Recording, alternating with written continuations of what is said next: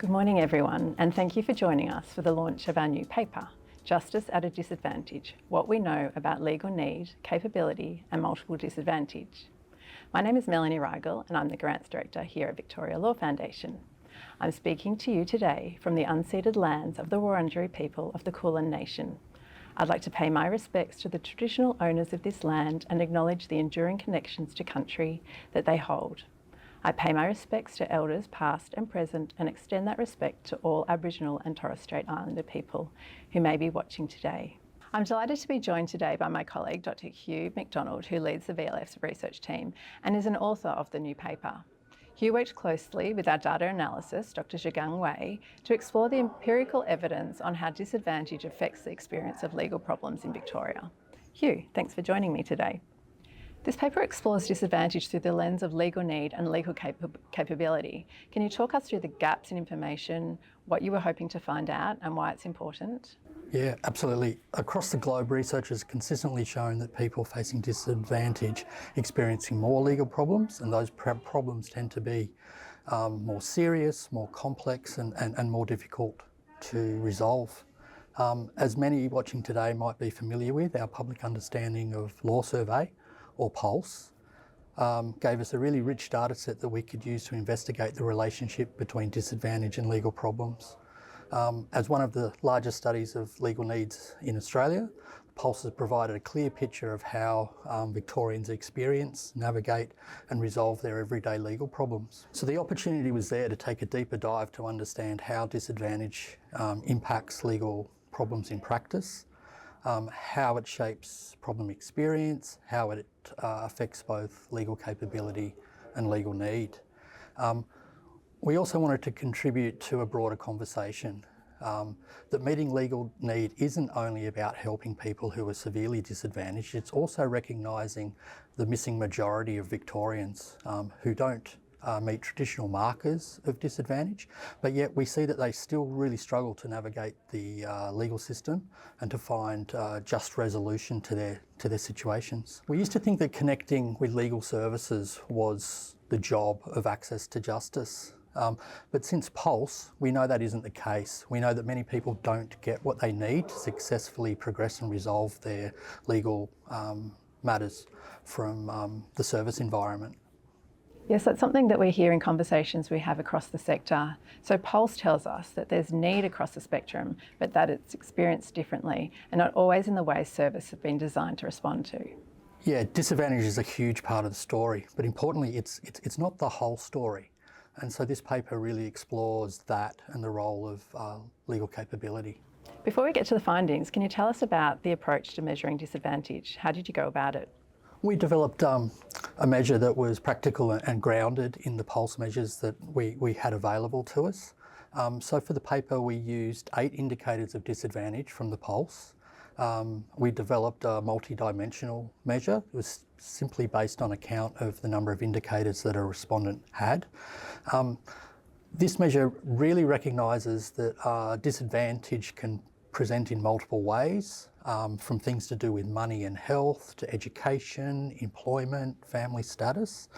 So the 8 indicators of disadvantage that we used were low English proficiency, being unemployed or inability to work due to ill health and disability, being a single parent, having low educational achievement, such as lower than a Year 12 education or equivalent, experiencing long-term illness or disability, experiencing moderate or severe mental distress, and having a low income considered to be less than $40,000 a year annually, and also those experiencing financial stress, such as those who have not been able to heat or cool their homes or have had to skip meals.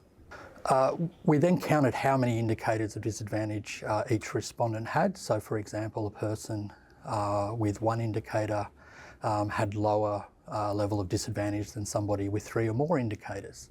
And generally we see a strong patterning amongst those who are multiply disadvantaged. And the strength of that approach is that it acknowledges that disadvantage is multidimensional. For many people, it's not just one thing, but several factors interacting at once. Yeah, exactly. There's a cumulative effect, and that the interaction between the indicators matters.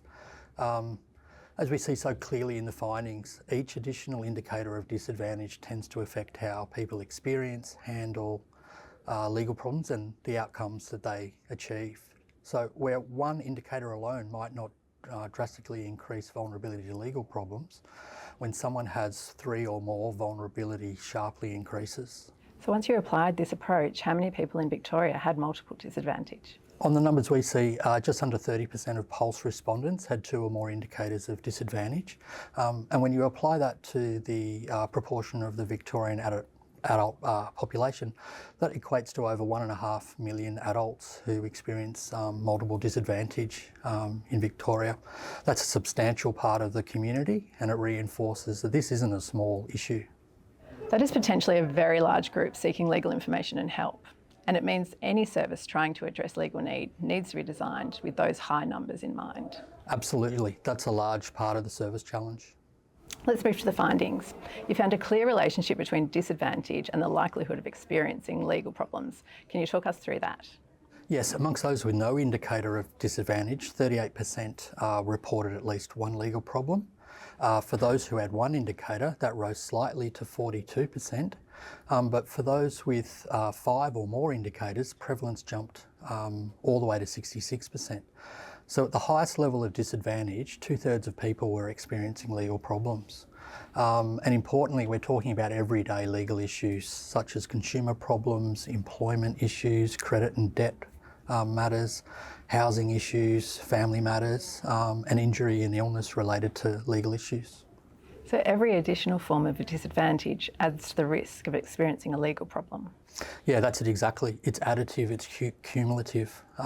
So yeah, each additional indicator of disadvantage that a respondent had, the more likely they were to encounter a legal problem. One of the findings that really stood out for me was the patterning of legal problems across the population and how they were concentrated by level of disadvantage. Can you explain that in more detail? Yes, it's quite striking. Only 12% of Victorians experienced 3 or more indicators of disadvantage, yet they accounted for more than a quarter of all the legal problems reported. So we have a relatively small group facing a disproportionately large share of the legal problem burden in the community. So this means 2 things for us. So if we want to improve access to justice for the most disadvantaged Victorians, we need to focus on the services that meet their legal need. However, we also need to recognise that much unmet legal need goes much wider in the community, which I believe we'll get onto later in the discussion. Yes, let's come back to that. If we stay on the experiences of disadvantaged Victorians for now, what types of legal problems do they face? Did any particular areas stand out to you? Yeah, we see that almost all types of legal problems were common amongst more disadvantaged respondents. But yeah, some areas showed much stronger vulnerability.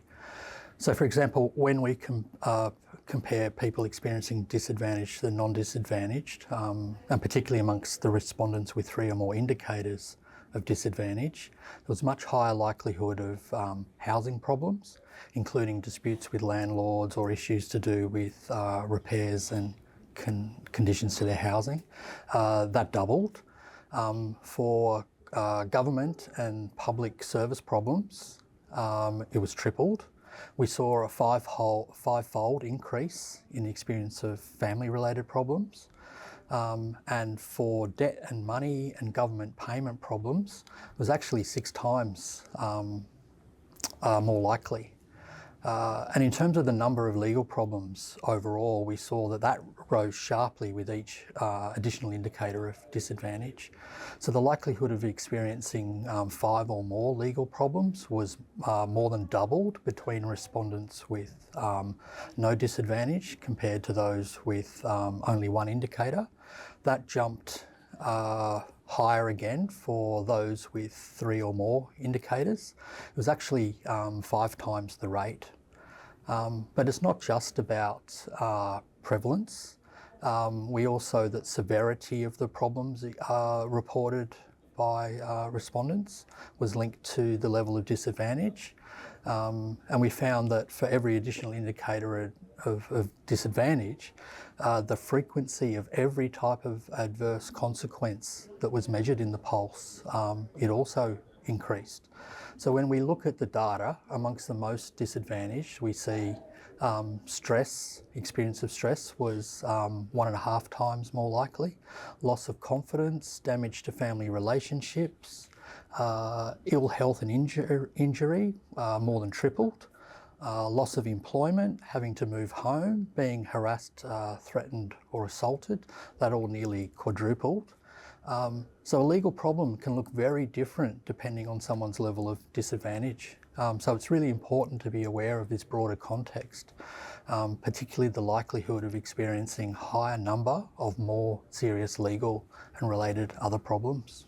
And that's something that services often tell us, that they're not just dealing with the legal issue in isolation. There's a whole set of factors shaping how complex a problem might be and what people can do about it. Yes, this data really reinforces that. Let's move to how people approach resolution. What did you find out about people's ability to resolve their legal problems? People with multiple disadvantage struggled more to resolve problems on their own, or even with help from informal help from their family and friends. And we saw that they were more reliant on public legal services.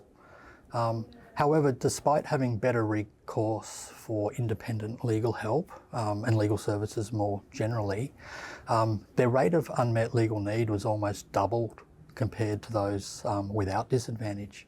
71% of the most disadvantaged respondents had unmet legal need at the time of the PULS survey. Their problems also lasted longer than those who were less disadvantaged. In fact, problem duration started to vary by level of disadvantage immediately after onset and remained patterned by level of disadvantage over time. So among those experiencing multiple disadvantage, 43% of their problems were still resolved after 3 years.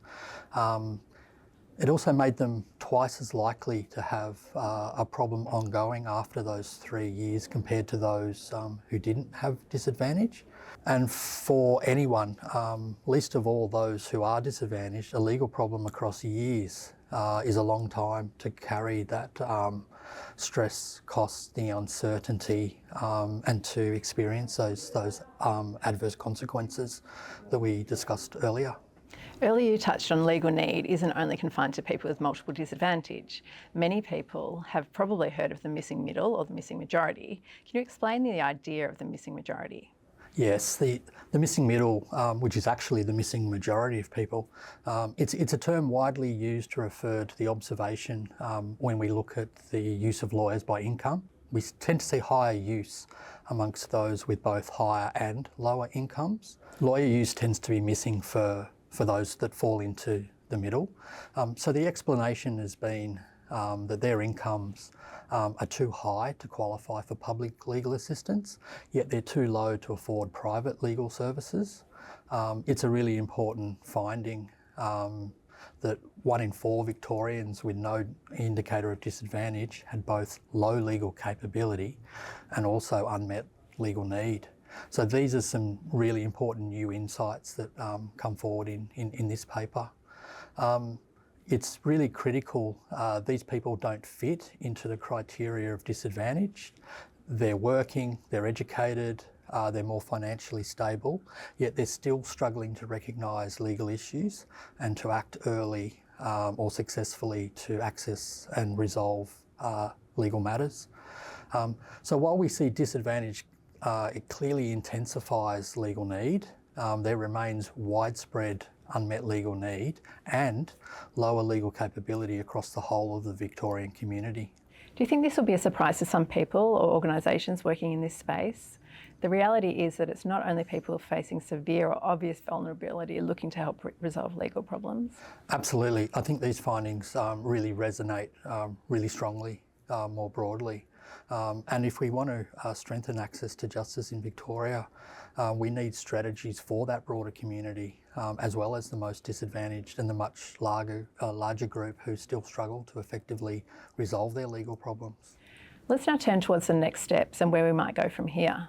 Based on the research, what are some of the big implications for policy, services, the justice system more broadly? Yeah, it's challenging, right? To reduce unmet legal need, strengthen legal capability across Victoria, we really need to be thinking about the policy and service responses, and they've got to have a dual focus. So we need to be, on the one hand, addressing those compounding barriers that the most disadvantaged Victorians face, as well as striving to improve access to justice and capability across the broader community. So this can look like several things. So thinking about tailored service design that aligns legal assistance and justice processes with the reality of the complex complexity that people are experiencing in their lives, their capability, their lived experience, particularly of those experiencing multiple forms of disadvantage. It includes system-wide thinking and collaboration extending beyond traditional legal institutions. So thinking about the places that the community goes and accesses help. So health services, social services, community sector more broadly, and recognising the critical role that those bodies play in helping people identify and respond to disadvantage. It includes new approaches to access to justice that move beyond conventional service models to meet people where they are in their lives, where they live, and to respond to the diverse ways in which legal problems emerge and are resolved. It also points to the need for whole of community capability approaches. So expanding the lens beyond disadvantage to build people's awareness, confidence and accessibility across and beyond that missing majority who are currently experiencing unmet legal need at quite high rates. We also need evidence and evaluation to deepen understanding of legal need and capability to learn what works best, particularly in our services and processes, both in the legal assistance sector and more broadly in the justice system. Thank you, Hugh, and to Dr. Zhigang Wei for your time today and for all of the work that's gone into this paper.